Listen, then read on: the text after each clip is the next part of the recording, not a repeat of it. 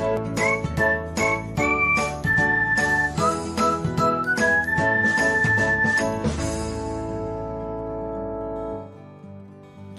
everyone, welcome back to another episode of Technologyglance.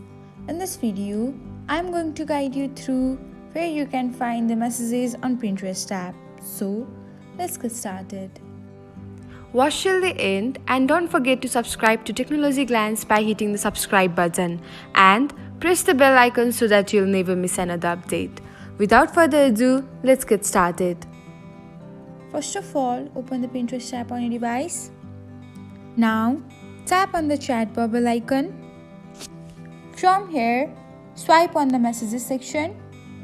And that's it. This is where you are going to find the messages on Pinterest app.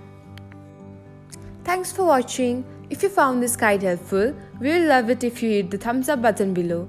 We upload great new tech tutorials like this one every day. So, don't forget to subscribe to our channel and hit the bell icon to get an update as soon as we post a video.